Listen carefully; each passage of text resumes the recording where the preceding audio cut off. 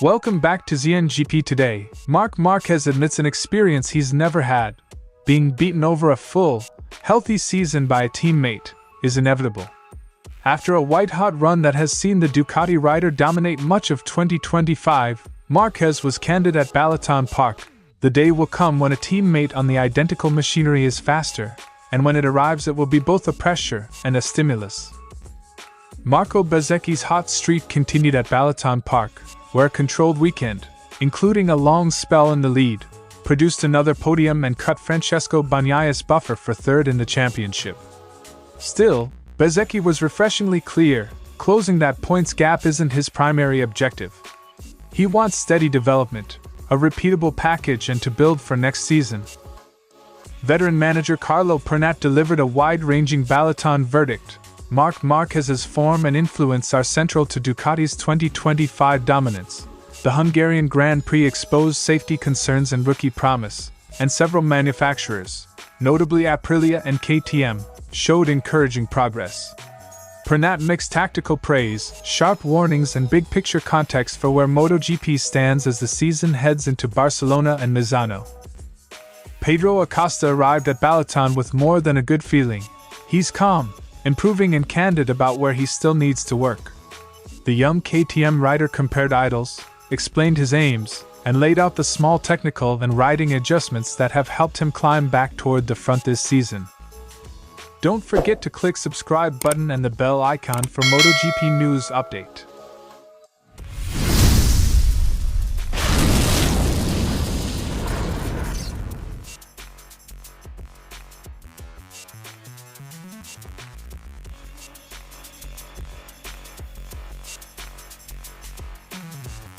Marquez's form this year has been extraordinary. He has racked up a sequence of wins that has left him with a huge championship buffer and placed him in rare company for modern MotoGP. Still, the rider, long accustomed to outpacing teammates, says he expects that tide to turn one day. I cannot answer honestly how it feels to be on the other side, because from when I started until today, I always beat my teammates. I will feel this experience, sure. In the future I will feel this experience because it's a natural process. Somebody will arrive and beat me with the same bike. That acknowledgement is striking because Marquez's career has been defined by doing the opposite, taking the lead inside a team. Admitting vulnerability publicly is rare for a rider of his stature, and revealing about his competitive mindset. Marquez's factory teammate Bagnaia has struggled this season on the GP25. Producing inconsistent results and public frustration. On paper the scoreboard is lopsided. Marquez has been the yardstick. But Marquez insists Bagnaia is not as far from performance as headline results imply. The Spaniard sees a teammate who, given the right feeling and setup, can be far more dangerous than recent placings suggest. That is a guarded compliment, and a reminder to rivals that problems of form can flip quickly in MotoGP's development race. Being beaten by a teammate carries a different sting to being beaten by a rival on another manufacturer. It exposes margins inside the same technical package and raises questions not about raw talent alone, but about setup preference, communication, and data interpretation within the garage. Marquez knows this intimately. He's spent a career extracting every advantage from identical machinery. When a teammate finds more from the same bike, the spotlight moves from the rider to how the team manages feedback, setup choices, and electronics mapping. Marquez framed the eventuality as both pressure and incentive. Historically, a strong teammate forces a star to sharpen preparation and adapt. The pressure that comes from internal competition can produce even greater performance. Marquez invoked memories of early career battles where intra-team rivalry pushed him to improve. Your teammate always is an extra pressure, but at the same time, an extra motivation. That balance is the engine of many great intra-team duels. The same dynamic that fed Rossi/Lorenzo, Pedrosa/Marc and others in past eras. The phenomenon Marquez describes maps onto MotoGP history. Champions who dominated teammates for years eventually faced rivals within their own boxes. Sometimes the mantle changes hands. Sometimes the great rider adapts. Marquez's prediction is therefore less an alarm and more a reality check. peak form is finite. Adaptation is eternal. For teams, the lesson is simple. Develop the package but keep both riders' feedback equally valued. Because internal balance often defines who leads the development curve. Marc Márquez's confession, that one day a teammate on the same machine will beat him, was quietly philosophical rather than defensive. It's a rare moment of humility from a rider used to being the benchmark. For now, he remains MotoGP's dominant force. For rivals and teammates, it's a reminder that dominance invites scrutiny and that the next challenger may already be learning from the same data that makes Marquez unbeatable today.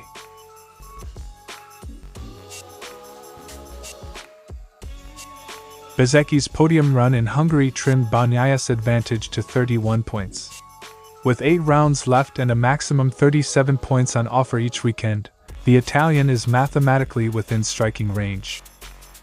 The standings now make the battle for third something to watch, but the math only matters if Bezzecchi keeps this momentum and Bagnaia slips again. Bezzecchi led the first 10 laps in Hungary and ultimately finished third behind Marc Márquez and Pedro Acosta. It was a performance that combined pace, defense, and tire management, the sort of weekend that builds both confidence and credibility. I had fun fighting with Marc and Fermin. I went out to try to win. Leading laps on a track historically unfriendly to Aprilia underlines how far both rider and RSGP have come. Despite being within reach of third in the standings, Bezzecchi said his principal aims are different: continue the upward trajectory, improve the bike, and establish a rock-solid base for next season. He accepts the standings will be checked after each weekend, but he won't let chasing a single position rewrite the process. After every race weekend you go home and look, how is the situation? But at the moment it's not my main target. What I'm focused on is to continue in this way, try to improve the bike and build a solid base for next season. That measured approach often outlasts short bursts of opportunistic aggression and can produce more sustainable gains. Acosta, now 5th, and Bagnaia remain Bezzecchi's nearest rivals in terms of points movement. Acosta outscored Bezzecchi by just 1 point at Balaton, while Bagnaia's slump has created the recent swing. Above them, Marc Márquez is in a different stratosphere with an enormous lead. Bezzecchi's best bet is consistency. Outscore Bagnaia across several rounds rather than chase a single spectacular result. Bezzecchi's Balaton weekend was both proof and promise. He can lead races and convert pace into podiums, and he's closing a gap that puts third on the table. Yet his mindset remains steady: build the bike, keep improving, and let the championship math take care of itself. That discipline may be Aprilia's most valuable asset as the season moves into its final phase. Pernat's headline claim was simple: Marquez has become the defining force of the championship. His race management, decisive overtakes, and consistency make him the rider everyone else must chase. Pernat even floated the possibility of the title being decided at Misano. Marc continues to dictate the law. 7 doubles and a run like this make him the leitmotif of the championship. When a pundit links a manufacturer's peak to one rider, it underscores both rider brilliance and how much Ducati currently benefits from that pairing. Pernat flagged a near miss in the chicane involving Enea Bastianini as a red alert on safety. He urged Liberty Media and organizers to rethink the layout, calling the chicane dangerous and suggesting modifications for 2026. Bastianini was miraculously saved. That chicane must be removed or modified. Safety critiques from experienced insiders tend to accelerate circuit changes, especially after high-speed, close-quarters incidents. Pernat applauded Aprilia. Bezzecchi's podium and Martin's rapid adaptation impressed him, and he praised KTM's growth, singling out Pedro Acosta's second place and the RC16's competitiveness despite staff turnover. Applause for Aprilia, they're closing the gap. KTM remains competitive despite losing key people. Acosta learned by falling and now delivers. Both factories look like sustainable challengers rather than one-off flashes, exactly the kind of competition the championship needs. Pernat argued Yamaha appears distracted by its V4 program, which may explain on-track stagnation and riders' frustration. He questioned whether rookies and new signings will flourish if the factory's roadmap is confused. Yamaha looks deflated. Focusing on the V4 could be leaving the current bike behind. Quartararo senses it. Developing a next-generation engine while trying to remain competitive is a precarious balancing act. Missteps can cost the season. On Honda, Pernat noted solid mid-pack results, but a lack of a clear lead rider to galvanize the project. He floated the idea that Martin might have been a good strategic fit, had contractual roads allowed it. Honda needs a headline rider, someone to lead the development and brand the project. Manufacturer momentum often follows a leading figure.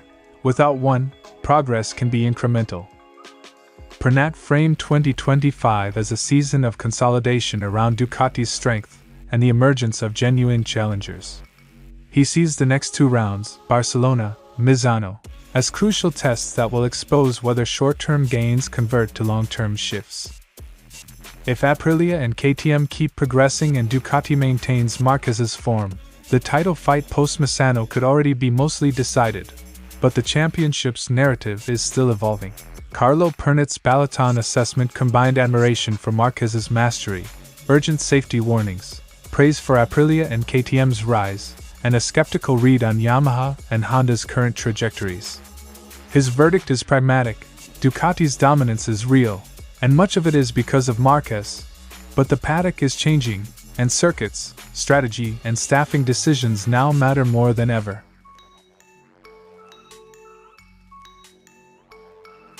Acosta says the season's progress has brought him clarity. He's calmer because he understands his limits and strengths better. That calm has helped him extract more from the KTM package since Le Mans. I'm calm because I know what I can do. Confidence that comes from concrete gains, not hype, is often the most sustainable kind. The Spaniard admitted the year began poorly, physically and technically, but KTM's evolution and his recovery from arm pain have combined to lift him. He's moved from suffering to regularly being at the front with the package. He highlighted bike development and personal fitness as reasons for the turnaround. Incremental development plus better health equals consistent top 5 finishes. Acosta acknowledged he'd hoped for a Ducati next season, Morbidelli's ride, but contractual realities make that impossible. He framed the disappointment as fuel. He races harder to prove he deserves a bigger seat. You race even more eagerly. You race with desire to show if you really deserve something better. Hunger can be a powerful motivator, and the KTM is getting the best out of him so far. Acosta is consciously changing his lines and braking to be more fluid over long distances and in qualifying. His trademark tight lines are a weapon, but he's learning when to use them without overloading the front and risking high sides. That self-awareness is the sign of a rider moving from raw talent toward race-craft. Carmelo Morales has joined Acosta as a coach and close support figure, bringing blunt, experience-based feedback and helping him ride smoother. Acosta values the balance of friendship and tough coaching. A trusted coach can turn small technical changes into consistent race gains. When asked who's the greater rider, Acosta didn't split hairs. He placed Valentino Rossi at the top for his impact on the sport, but put Marc Márquez on the same historic level for what he's achieved and the way he fought back to the top. For me, Marc Márquez and Valentino Rossi are equal. That's high praise from a new generation, and a reminder that Acosta sees the sport's history as a living benchmark. Acosta's message is practical: keep improving, pick the right moments to change your style, and race with hunger. He's still learning how to balance aggression with patience, but with clearer lines, better health, and a coach at his side, the young KTM rider looks set to keep climbing. Thanks for watching ZNGP Today, and this is your MotoGP news update. And see you next time!